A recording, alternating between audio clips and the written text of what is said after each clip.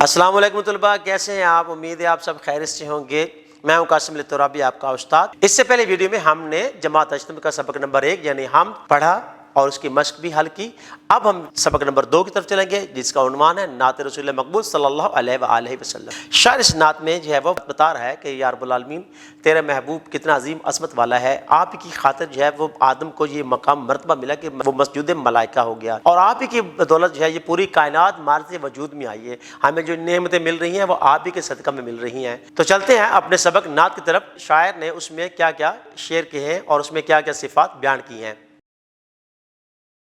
نعت رسول مقبول، شعر نمبر 1 ہے: محمد مصطفیٰ محبوب داور سرور عالم، وہ جس کے دم سے مسجود ملائک بن گیا آدم۔ اس شعر میں شاعر حضرت محمد مصطفیٰ صلی اللہ علیہ وآلہ وسلم کو خدا بزرگ برتر کا محبوب بیان کرتے ہیں اور کہتے ہیں کہ حضرت محمد مصطفیٰ صلی اللہ علیہ وسلم اللہ تعالیٰ کے محبوب اور سارے عالم کے لیے باعث راحت اور سرور ہیں۔ انہی کے ذات اقدس ہی کی بدولت حضرت آدم مسجود ملائکہ ہوئے، یعنی حضرت آدم علیہ السلام کو جو مقام و مرتبہ فضیلت ملی وہ نبی کریم صلی اللہ علیہ وآلہ وسلم ہی کی وجہ سے ملی کہ انہیں فرشتوں پر برتری حاصل ہوئی اور انہیں سجدہ کیا گیا۔ شعر نمبر 2 ہے: کیا ساجد کو شیدا جس نے مسجود حقیقی پر، جھکایا عبد کو درگاہ معبود حقیقی پر۔ اس شعر میں شاعر نبی کریم صلی اللہ علیہ وآلہ وسلم کی تعریف بیان کرتا ہے کہ آپ نبی کریم صلی اللہ علیہ وآلہ وسلم ہی لوگوں کو جو در بدر کی ٹھوکریں کھا رہے تھے اور ہر ایک کے سامنے جو ہے وہ اپنا سر جو ہے وہ جھکا دیتے تھے، سجدہ ریز ہو کر اپنی تذلیل کا سامان کیے ہوئے تھے۔ ان سجدہ کرنے والوں کو حقیقی خالق و معبود کے ساتھ جوڑ دیا اور بندے اور معبود کا رشتہ قائم کر دیا۔ شاعر کا کہنا ہے کہ آج دنیا جو اللہ تعالیٰ کی بارگاہ میں اس کی عبادت و تقدیس بیان کر رہی ہے، اس کے سامنے سجدہ ریز ہوتی ہے، وہ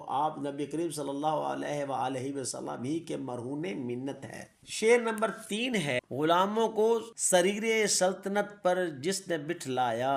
یتیموں کے سروں پر کر دیا اقبال کا سایہ۔ شاعر اس شعر میں کہتا ہے کہ نبی کریم صلی اللہ علیہ وآلہ وسلم کی ذات گرامی ہی ہے جنہوں نے غلاموں، ذلت کے ماروں اور ظلم کی چکی میں پسنے والوں کو بلند و مرتبہ شان عطا کی، انہیں تخت بادشاہی پر بٹھا دیا اور یتیم مسکین بے سہارا اور ظلم کی چکی میں پس رہے تھے ان کے سروں پر بلند اقبال کا سایہ کر دیا، یعنی انہیں بلند مقام و مرتبہ عطا کر دیا۔ اہل قریش دیگر افراد معاشرے کو خود سے حقیر اور کم تر تصور کرتے تھے، یتیم و مساکین کا حق غصب کر لیتے تھے، ان کی عزت و آبرو تار تار کر دیتے تھے، لیکن نبی کریم صلی اللہ علیہ وآلہ وسلم نے آ کر غلام، امیر اور غریب کا فرق ختم کر دیا، معاشرے میں مساوات کا نظام قائم کیا اور ظلم و جبر کا خاتمہ کیا۔ شعر نمبر 4 ہے: گداؤں کو شہنشاہی کے قابل کر دیا جس نے، غرور نسل کا افسون باطل کر دیا جس نے۔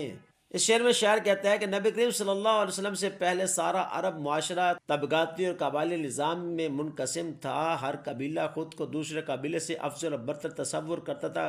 غریب اور نادار افراد کی زندگی اجیرن تھی، ذلت اور رسوائی ان کا مقدر بن چکی تھی اور در در سے بھیک مانگنا، ہر ایک کے پاؤں پڑنا ان کے نصیب میں لکھ دیا گیا تھا۔ مگر ایسے میں نبی کریم صلی اللہ علیہ وسلم کی ذات گرامی ان میں تشریف لائی، جس نے غلاموں کو سرداری اور شہنشاہی نصیب کر دی اور نسلی تفاخر کا سارا جادو باطل کر دیا، غرور نسل کے سارے بت توڑ دیا اور مساوات اور یکسانیت کا درس دیا اور فرما دیا کہ تم میں فضیلت والا وہ ہے جو تم میں سے سب سے زیادہ متقی اور پرہیزگار ہے۔ شعر نمبر 5 ہے: وہ جس نے تخت اونھے کر دیے شاہان جابر کے، بڑھائے مرتبے دنیا میں ہر انسان صابر کے۔ شاعر شعر میں فرماتا ہے کہ بادشاہ و حاکم خود کو خدا کے رتبے پر تصور کرتے تھے اور رعایا کو اپنی پرستش کرنے پر جبرن مجبور کرتے تھے۔ نبی کریم صلی اللہ علیہ وآلہ وسلم پر زندگی تنگ کر دی گئی تھی۔ شاعر کہتا ہے کہ نبی کریم صلی اللہ علیہ وسلم نے آ کر ان جابر اور ظالم بادشاہوں کے تخت الٹ دیے، ان کے بادشاہی کا غرور سب کا سب خاک میں ملا دیا اور ان کے ظلم اور جبر کو برداشت کرنے والے بنی آدم کے شان و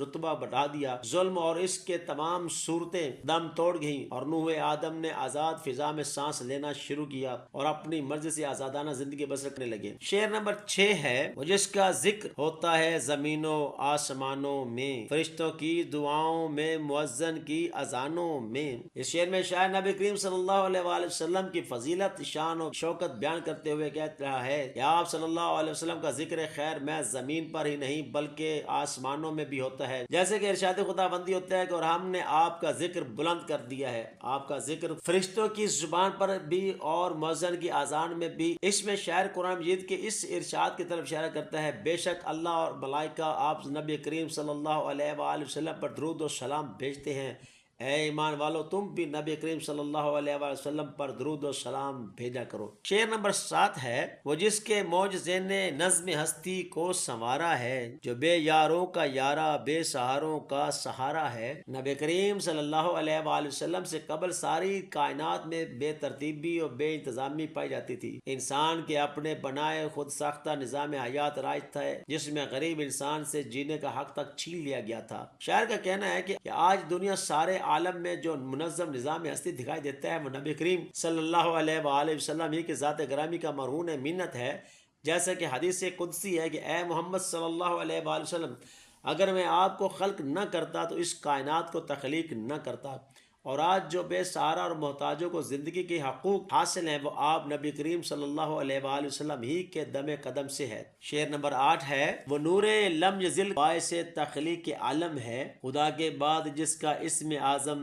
اعظم ہے۔ شاعر نبی کریم صلی اللہ علیہ وسلم کو نور اولین کا حصہ قرار دیتے ہوئے کہتا ہے کہ نبی کریم صلی اللہ علیہ وآلہ وسلم اللہ تعالیٰ کے نور سے خلق ہوئے ہیں، اور یہ سارا عالم اسی نور ہی کے بدولت تخلیق پذیر ہوا ہے، اور خدا کے بعد اگر کوئی عزت شان و شوکت اور مرتبہ والا ہے تو وہ نبی کریم صلی اللہ علیہ وسلم ہی کا نام نامی ہے۔ بقول شاعر، بعد از خدا تو ہی بزرگ قصہ مختصر۔ شعر نمبر 9 ہے، ثنا خواں جس کا قرآن ہے، ثنا ہے جس کی قرآن میں، اسی پر میرا ایمان ہے وہی ہے میرے ایمان میں۔ شاعر کا یہ عقیدہ ہے کہ سارا قرآن مجید فرقان حمید ثنائے محمد مصطفیٰ ہے، اور سارا قرآن آپ ہی کی تقدیس و فضیلت بیان کرتا ہے۔ خود قرآن مجید فرقان حمید میں آپ صلی اللہ علیہ وسلم کی قصیدہ خوانی کرتا ہے، اور میرا ایمان واسق ہے اور آپ ہی میرے ایمان میں شامل ہیں۔ قرآن مجید میں اللہ تعالیٰ نے نبی کریم صلی اللہ علیہ وآلہ وسلم کی فضیلت و بلند مرتبہ کو بیان کیا ہے اور آپ کی تعریف کی ہے، اور آپ کی ذات ہی مسلمان کے ایمان و ایقان کا مرکز اور منبع ہے۔ شاعر کا کہنا ہے کہ آپ ہی کی ذات میرا ایمان ہے، اور میرے ایمان میں آپ ہی کی ذات شامل ہے۔ جی عزیز طلباء، آپ نے نعت کو بڑے توجہ سے سنا ہوگا اور اس کے مفاہیم بھی سمجھ لیے ہوں گے، کسی مطلب کو سمجھنے میں کسی قسم کی کوئی پریشانی یا دقت نہیں ہوئی ہوگی، اور یہ بھی آپ نے جان لیا ہوگا کہ شاعر نے اس میں کیا کیا بیان کیا ہے۔ تو اس کے بعد چلیں گے ایک نئی ویڈیو میں اس کی مشق کی طرف، تو تب تک کے لیے اجازت دیجیے، اللہ حافظ۔